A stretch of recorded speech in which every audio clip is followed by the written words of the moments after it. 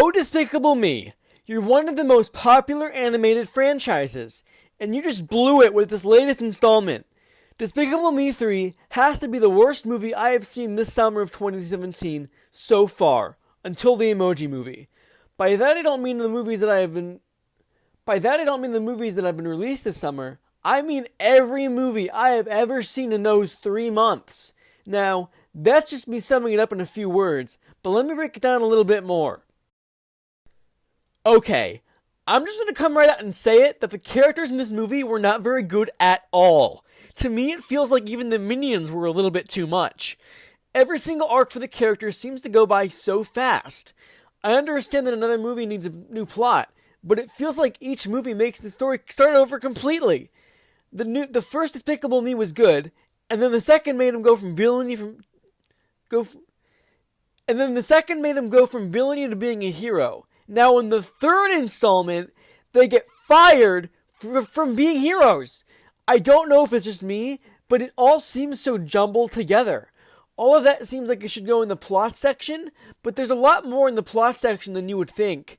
Character arc discussion wouldn't really fit in there, with what I have in mind.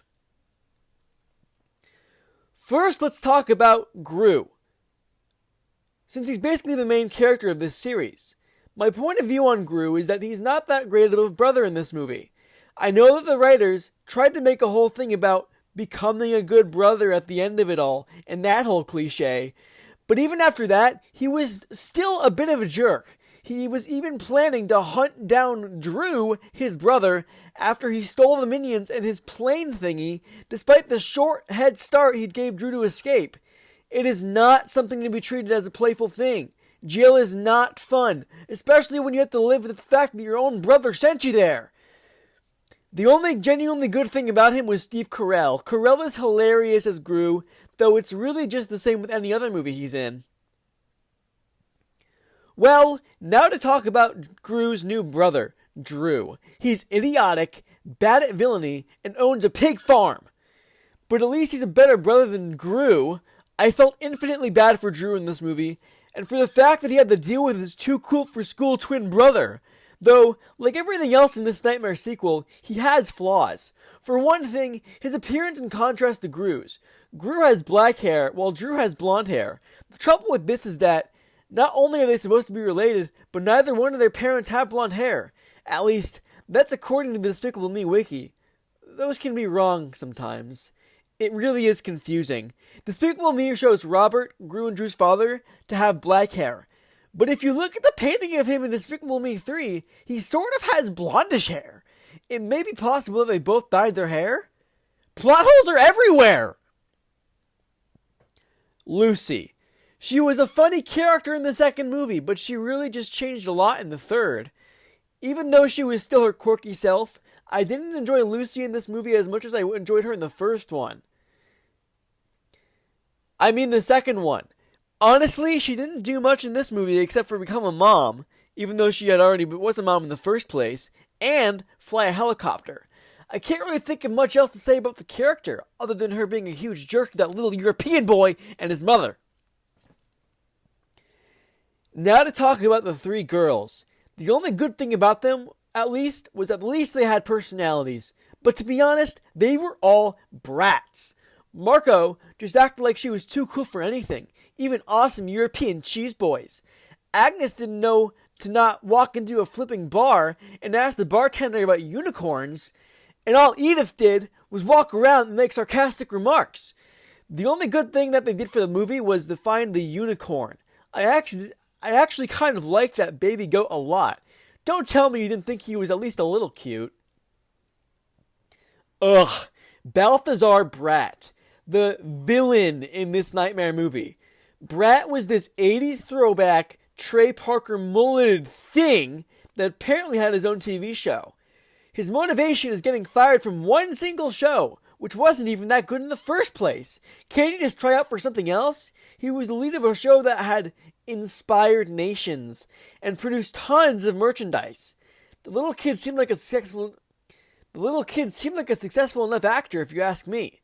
But no, he had to be a brat, see what I did there, and throw a tantrum about it. A tantrum that included stealing an oversized crystal that was too big to exist and then using it to destroy Hollywood. Well, at least the 80s references weren't as bad as some movies. Actually, never mind. They were awful. Freeze, dipsticks. Why did that make sense to people in the theater? Why did they laugh at all? It doesn't make any sense. I will now say the worst thing I've ever said about anyone ever and direct it towards Balazar Brat. He was a worse villain than Mandarin in Iron Man 3. Ah, the Minions, everyone's favorite part of the whole franchise, and the main characters of my favorite installment of this series, Minions. They were probably my favorite addition to this movie. Their scenes were perfect with the music and the humor, and that combined with the actual Minions is beautiful. Other than them being hilarious, there's not much else I can say about them as characters, since they're all basically the same, not to be racist or anything. Also, Dr. Nefaria wins the award for Best Star Wars Reference. Imagine the first two Despicable Me movies, and then put them both together. Then add a twin brother and an evil 80s time traveler to the mix. Now you have Despicable Me 3. The plot was really just a mishmash of jokes that only little kids would find funny. Can I say that I don't actually dislike this movie because it's for younger kids? I actually really like the first two movies, and I still do. So don't say it's just because I'm too old for it, because I'm really not. Anyway, back on topic. Okay. What is it with cinema and twins? The one twin setup that actually worked out well was Gravity Falls with Dipper and Mabel. But Despicable Me 3 didn't exactly meet the same levels of intelligence with that. For one thing, Gru was always the one on top. He treated Drew like he was beneath standards, even though he lives with idiotic yellow people. Like I said before, he was still a pretty bad brother after the whole makeup scene. Also, when they were infiltrating Brat's base, Drew was just fooling around a bit and Gru completely blew up at him. Then there was this whole redemption scene where Drew defeated Brat and Gru was still a jerk afterwards. Why was there even a redemption scene anyway? It wasn't needed whatsoever. Oh, I'm sorry you couldn't handle a bit of fooling around, Gru, but all Drew did was be himself. As for the villain of the story, he's awful. Brat is an awful villain in many ways. He's bad at being one in general, and he's also pure evil in a way that doesn't even come off as intimidating. He destroyed Hollywood, making the possibility of a better movie than this unable to come to be. It's like the creators knew that this movie was going to be bad, and decided to rub it in all our faces by destroying all other good franchises. In conclusion about the antagonist of the story, he stinks. Like all the Despicable Me movies, Gru is the main protagonist of the story. Except, in this movie, he's a pretty terrible one. Honestly, nothing Gru does in this movie truly affects the story. He didn't find out he had a twin brother. Someone else had to tell him. Someone else flew him to Fredonia. All Gru did was make bad jokes. In conclusion to the protagonist of the story, he also stinks.